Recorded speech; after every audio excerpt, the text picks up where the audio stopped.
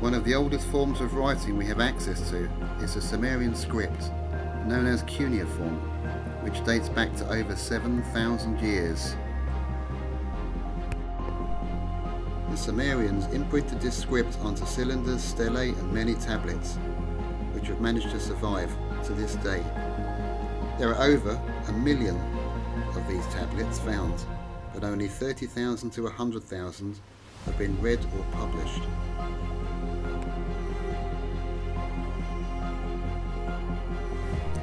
As with interpreting the ancient Egyptian hieroglyphic writing, made by Champollion in 1822 from the Rosetta Stone, this had the same 3 chapters written in hieroglyphic, Coptic and ancient Greek. From this, he was able to interpret the ancient Egyptian writing.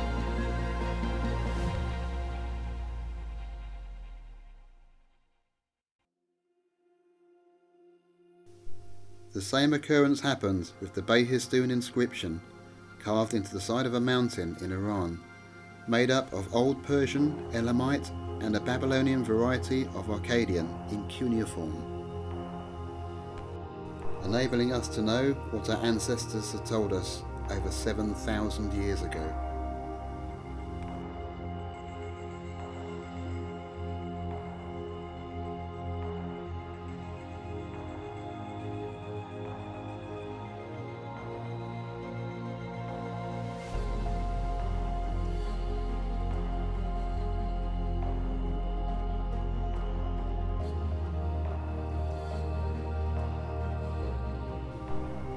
This tablet, translated by Barton in 1914, initially reads, Karsag, where heaven and earth met, the heavenly assembly, great sons of the Lord Anu, they descended, the many wise ones.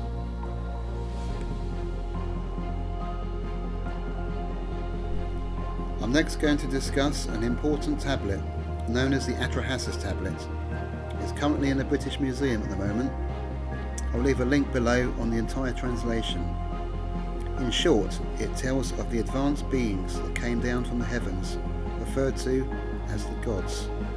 It tells us of the flood and how in detail they genetically engineered and slightly changed our DNA to do the work that they were originally doing. In regards to the change in our DNA, I'll cover this a bit later with the work of Sir Francis Crick, who, along with James Watson, Maurice Wilkins and Rosalind Franklin, discovered the double helix, which, as we know, are the 2 strands that make up our DNA.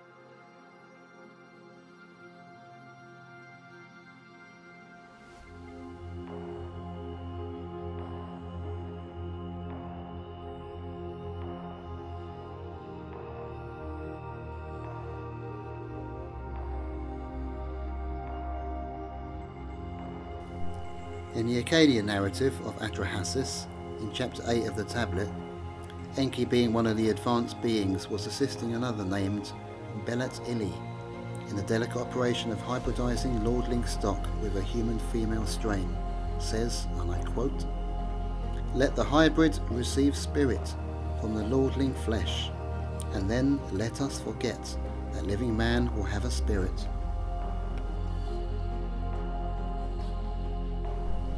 I'm now going to discuss the crossover between the Sumerian accounts and those written in the Old Testament and other biblical accounts not included in the Bible, for example, the books of Enoch, the Dead Sea Scrolls and the Gnostic texts.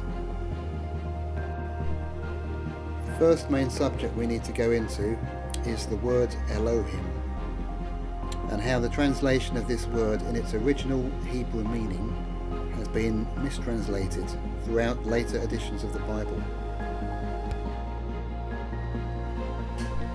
Elohim, the plural of El, is a Hebrew word meaning gods. Although the word is plural, in the Hebrew Bible it usually takes a singular verb and refers to a single deity, particularly the God of Israel. The reason why we look at the Hebrew is because the Old Testament was based on the Hebrew Bible. The New Testament was written in Greek, and you always follow the source.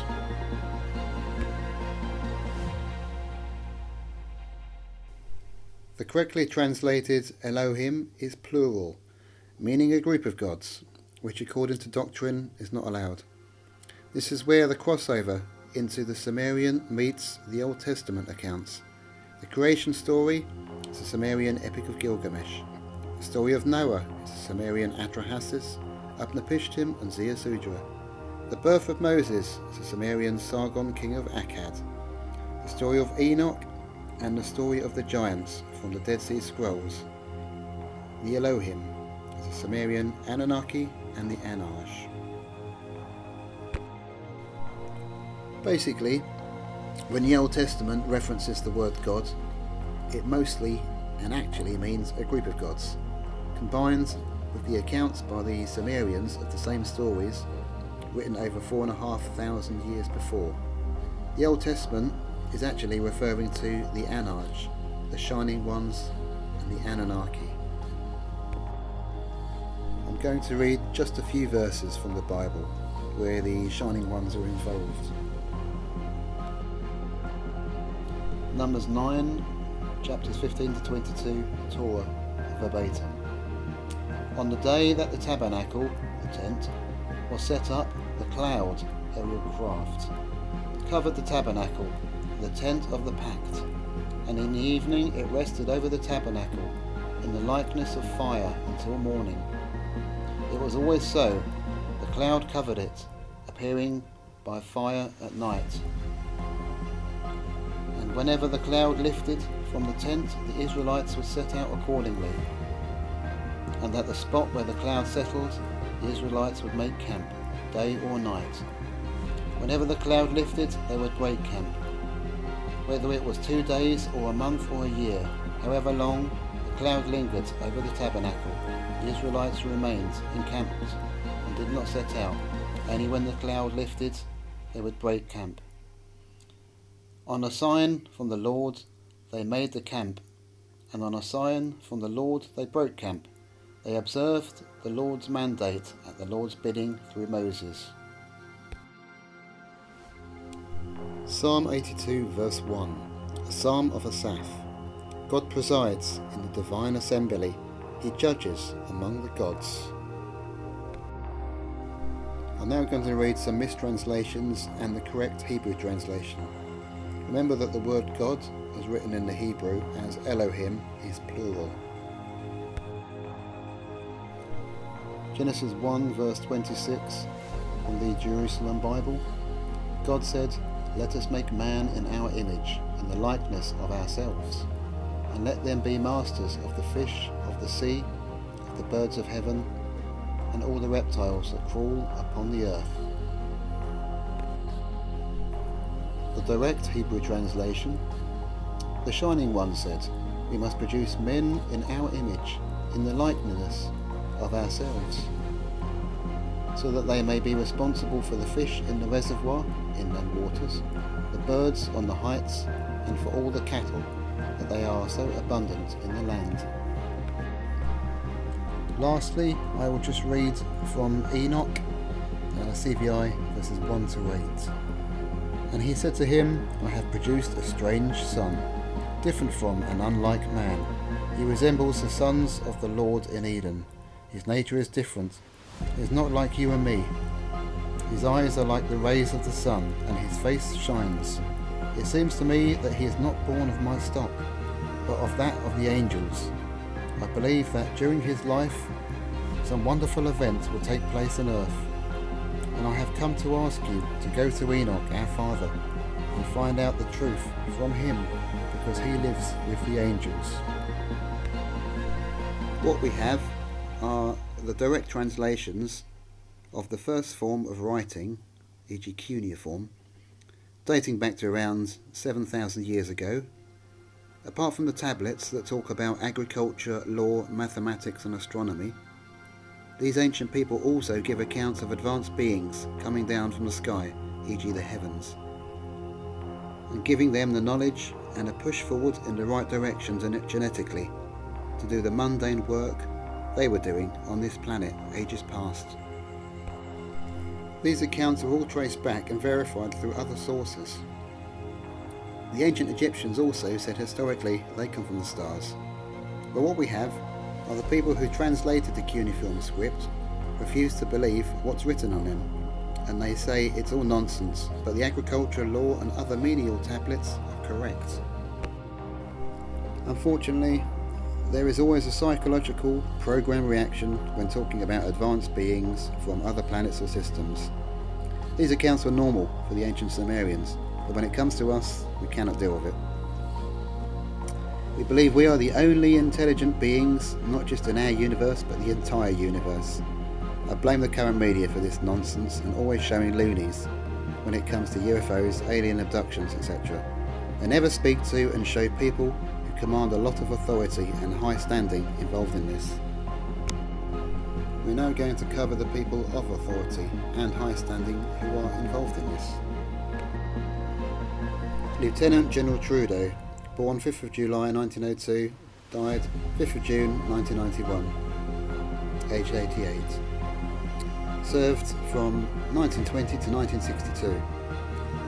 7th Infantry Division, 1st Corps, Chief of Army Intelligence.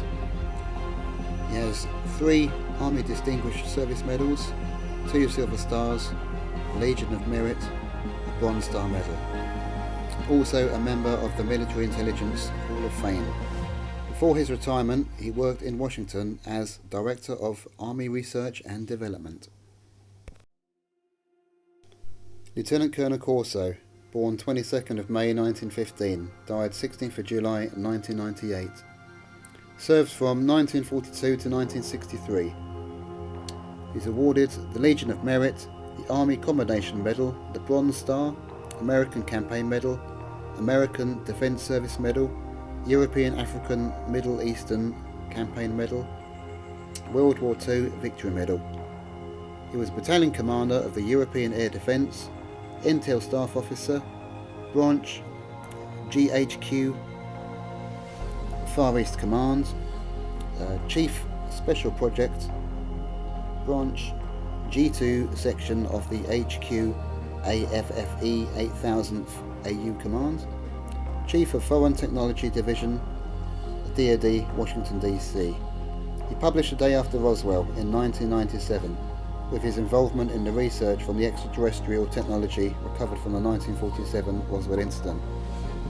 He said on record that Lieutenant General Trudeau told him to wait until he died before releasing any information on the crash craft at Roswell.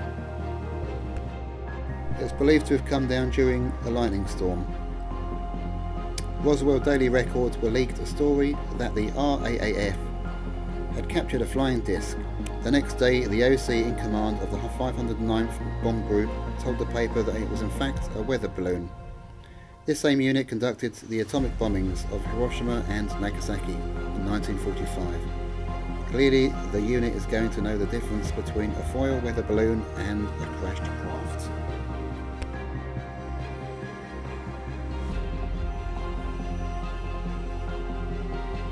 On the other side of the coin, there's the late John Mack, who was the head of Department of Psychiatry at Harvard Medical School. He won the Pulitzer Prize on his book, A Prince on Our Disorder, on T. Lawrence. From the early 1990s, he spent over a decade looking into the psychology of alien abduction phenomena. Originally, Harvard wasn't happy with this, and they tried to stop him practicing. Eventually, the investigation was overturned. He originally decided to look into the abduction phenomenon purely psychologically and not investigate if these abductions were actually real. He put himself on the line, and there are a couple of rare presentations that he gave and said that the abduction phenomenon is completely real, and gave very detailed accounts of non-terrestrial beings, including the Greys, and the missing time phenomenon, when a person is abducted and either 2 or 3 hours have gone past, and the person's partner or friend have said that only a few minutes have gone past, or vice versa. He had a team of professors, scientists, etc. from other institutions as part of his research into this. He was tragically killed when hit by a car in London by a supposedly drunk driver on the 27th of September 2004. There's a whole fleet of them. What's on the ASA? My gosh. They're all going against the wind. The wind's 120 knots from the west. Oh, big dude.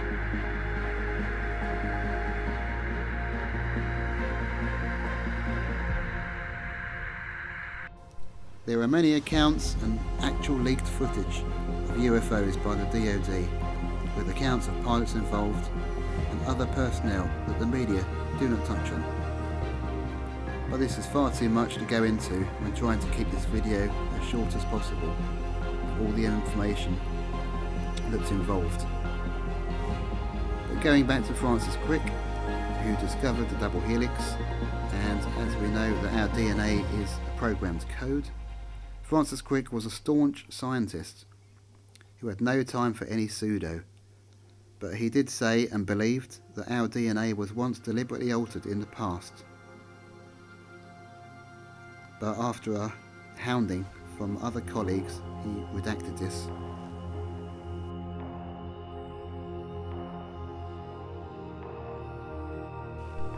What briefly I've gone through in this video is not new stuff and pretty well known. But I do believe that the info on other beings and UFOs, etc., are being deliberately trickled through.